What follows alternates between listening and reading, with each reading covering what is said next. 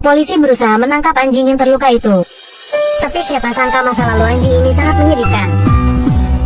Jika ingin menangkap anjing ini, harus berhadapan dengan Korps Marinir Amerika dari Batalion 1, Divisi 3, Tentara Divisi Infanteri 1, Divisi Lintas Udara ke-82 Angkatan Darat Amerika, Armada ke-6 milik Angkatan Laut Amerika, Divisi Airborne ke-101, Screaming Eagle, Divisi Infanteri ke-4 Angkatan Darat Amerika.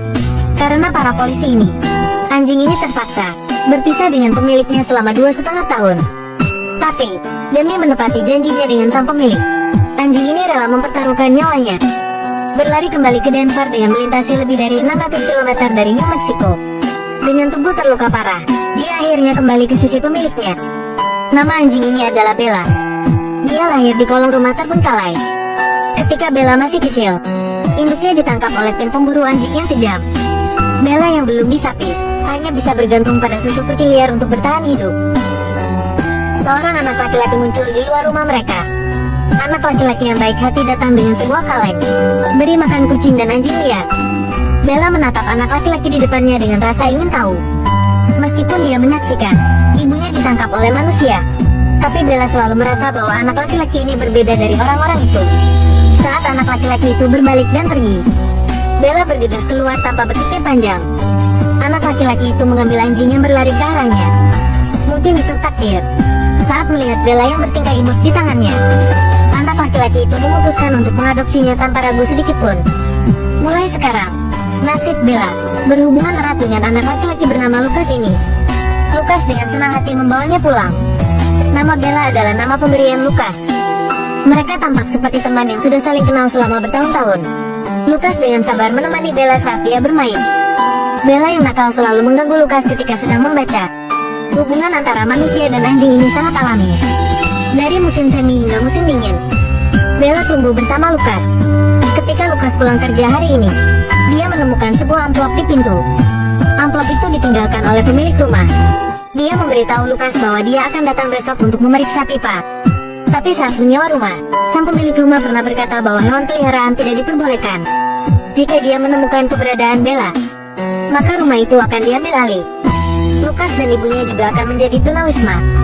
Demi menghindari pemilik rumah, Lucas hanya bisa membawa Bella ke panti jompo tempatnya bekerja.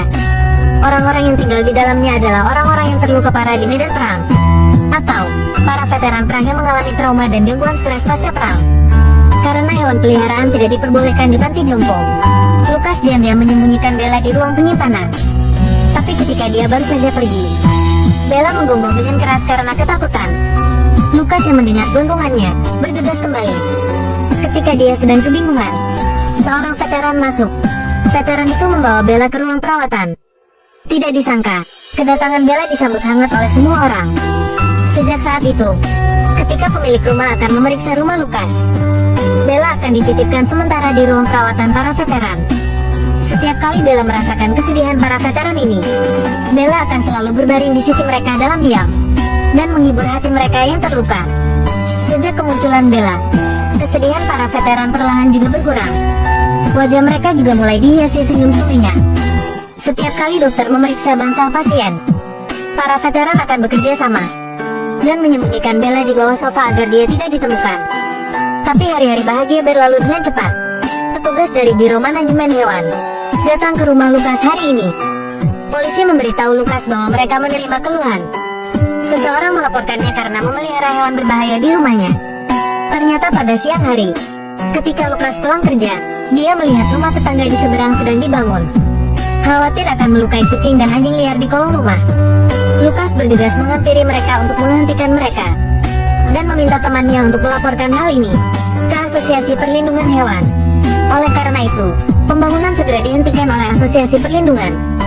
Sebagai bentuk balas dendam pada Lucas, tetangga berbalik dan melaporkannya ke Biro Manajemen Hewan karena telah memelihara Bella. Menurut peraturan kota, anjing ras bulldog tidak diperbolehkan berkembang biak. Jika Bella keluar ke jalan, maka mereka akan menangkapnya berdasarkan peraturan yang berlaku. Demi keselamatan Bella, Lucas mulai melatih kemampuan merespon Bella. Bella yang pandai tidak mengecewakannya, dengan cepat mempelajari keterampilan kabur. Ketika Lucas dengan naif berpikir bahwa masalahnya telah diselesaikan dengan sempurna, sesuatu yang tak terduga terjadi.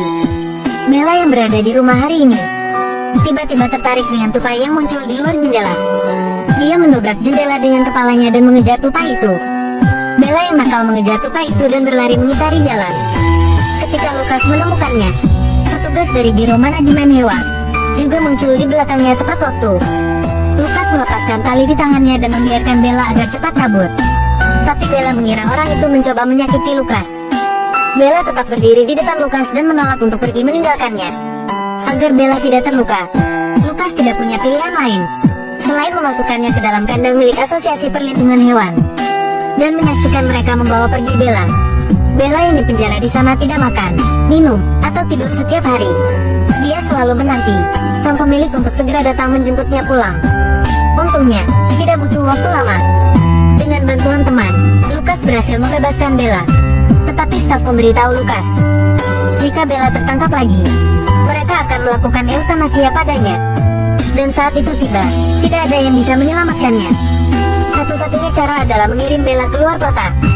Demi keselamatan Bella, Lukas dengan penuh keengganan mengirim Bella ke rumah pamannya di pedesaan. Mendengar ratapan Bella dari dalam mobil, mata Lukas memerah seketika. Bella dibawa pergi dari Denver, yang berjarak lebih dari 600 km dari New Mexico. Meskipun keluarga paman sangat baik padanya, tapi Bella merasa tidak bahagia. Dia tahu ini bukan rumahnya. Bella mulai merindukan kehadiran pemiliknya. Terus-menerus dilindungi rasa rindu. Bella akhirnya tidak tahan lagi. Dia memanfaatkan kesempatan saat paman tidak memperhatikan, berlari ke platform tinggi di sebelah dinding dan melompat ke bawah. Maka dimulailah perjalanan pulang Bella selama 2,5 tahun.